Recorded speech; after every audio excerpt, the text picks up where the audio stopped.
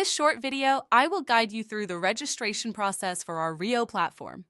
To do this, go to our website rio.cloud/en. Then click on Go to RIO platform in the top right-hand corner. You will then be redirected to the login page. Under the login field, click on Register here. The first step is to select your region. Click on one of the highlighted regions in turquoise to select it. Once you have selected your region, click on the Choose Location button. In the next step, you must enter your company data. In the top two fields, enter your company name and your VAT ID. Below this, enter your address data, consisting of street, house number, postcode, city, and country. When you have filled in all the fields correctly, click Next at the bottom right. You will then be taken to the second step of the registration process, where you must enter your personal details.